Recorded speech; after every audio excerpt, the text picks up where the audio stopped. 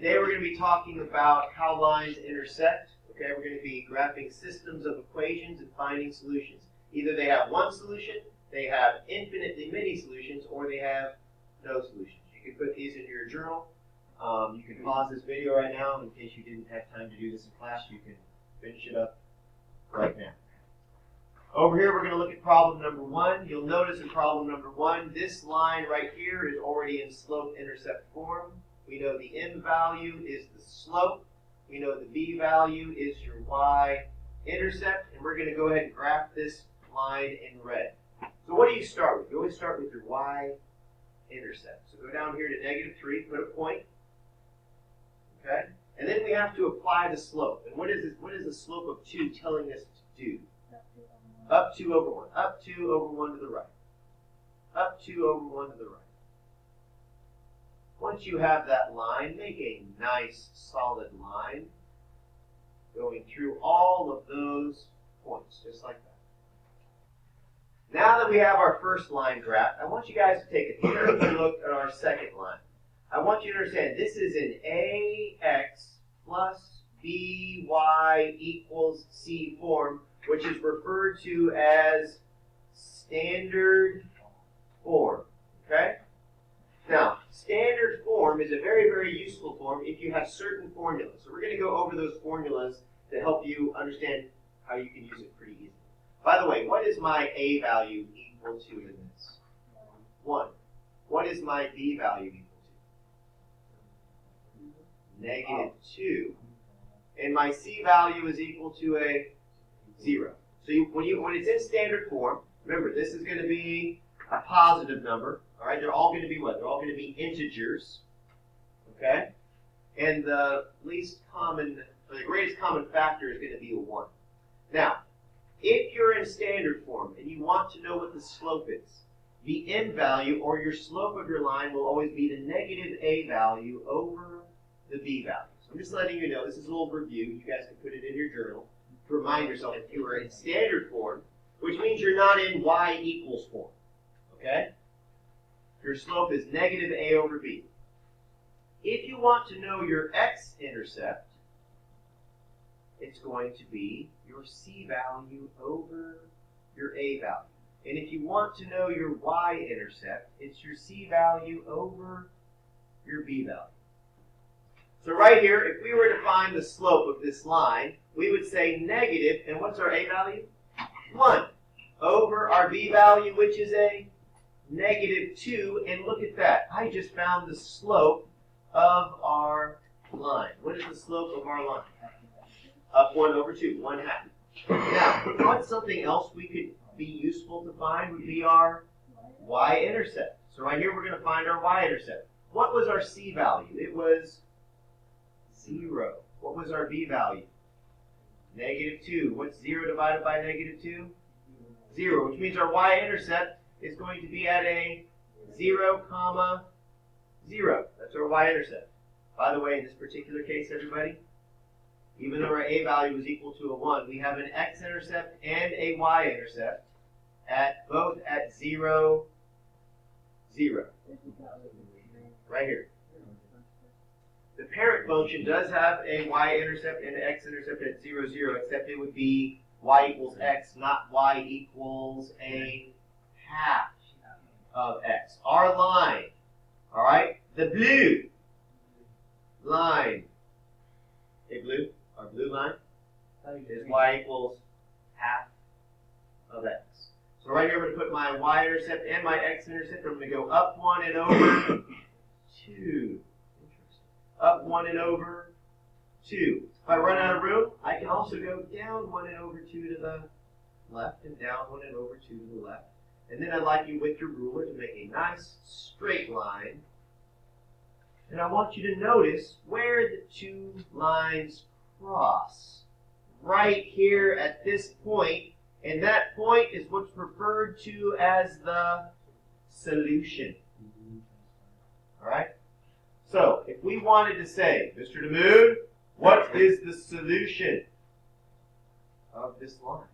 The solution is at what ordered pair? Over 2 and up 1. So your solution is going to be at 2, 1. So the answer for number 1 is 2, comma 1. I want to see the lines graphed neatly. I want to see them graphed accurately. And I want you to see where the solution is in your journal and then on your paper. All right, number 5 is slightly more challenging because this equation is in standard form and this equation is in standard form.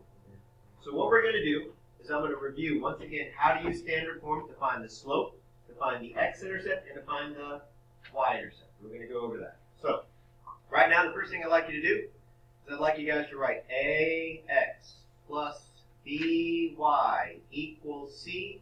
And we're going to figure out in the blue equation what a is equal to, what b is equal to, and what c is equal to. And then over here in the magenta equation, we're going to figure out what is a, what is b, and what is c. All right, let's look at our blue equation. What is our a value for our blue equation? 2. I like it. Good job. I can hear you guys say it in your heads. All right, what about our b value? -1. And our c value? 6. Good. Now let's look at our magenta. What is our a value for the magenta equation? 1. B value? 2. And -2. Very good. So now you have A, B, and C for your magenta and A, B, C for your blue. Now, over here, I'm going to find the slope, which is -a over b. I'm going to find the x-intercept, which is going to be c over a. And I'm going to find the y-intercept, which is going to be c over b. Here, I'm going to find the slope once again, which is going to be our m value. That's -a over b. Our x-intercept, which is going to be c over a. And I'm going to find our y-intercept, which will be c over b. The more you guys write this down, the more you'll probably remember the cool little formulas to be able to solve for the y-intercept, the slope, the x-intercept, stuff like that.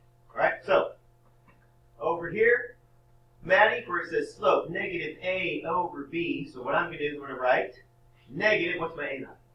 2. What's my b value? -1, which means my slope is 2. Wow, that was easy. What's my c value? 6. My a value is 2. Therefore, my x-intercept is at, except I'm not just going to call it 3. I'm going to call it 3, 0. All right, so your x-intercept, remember, your y value is always equal to a 0. Okay? Our c value is 6. Our b value is a -1, which means our y-intercept is going to be at 0, -6. Okay? So we found our slope. There's our m value right there. Right there. 2. Now how do we apply that slope? That's going to be what? Up 2 and over 1. What's our ordered pair for our x-intercept? 3, 0. And what's our ordered pair for our y-intercept? 0, 6. So watch this. Go over here to 3, 0. Sorry, 0, -6. We have 3, 0 right there. There's our x-intercept. We have 0, -1, -2, -3, -4, -5, -6 way down here.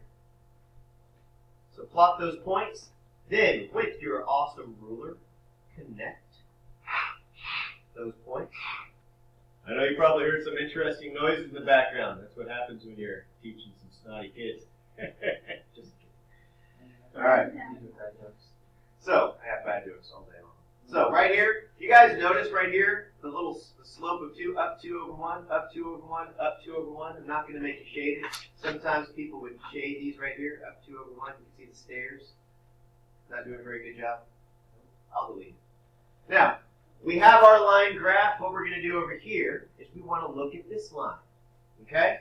So, what is our a value for this? Our a value was a 1. So we're going to say -1 over our b value of a 2. So what is our slope? Our slope is -1 over 2, which means we're going to go down 1 and over 2 to the right. What's our c value? Our c value is a -2. Our a value is a 1. So our x-intercept is going to be at a negative 2, 0. That's where our x-intercept is going to be located. And last but not least, our c value is a negative 2. Our b value is a positive 2. If we divide those, that becomes a negative 1. So our y-intercept is at a 0, negative 1. So let's plot. Negative 2, 0. Let's plot 0, negative 1. And what do you notice about the slope between those 2 points? It's down 1 and over 2. Which means we did everything right. So let's continue. Ready? Down 1, over 2. Down 1, over 2. Now that you've had plenty of points there, you can actually connect. And can you guys easily see where the solution is formed? Right there. There's our solution. So, in your journal, put a little arrow there. Say, hey, buddy. Sometimes you need to talk to yourself. Say, hey, self, this is your solution. What is the ordered pair for our solution? 2 and a negative 2. So what I'd like you guys to do is, on your paper and in your journal, write the solution is at 2, negative 2.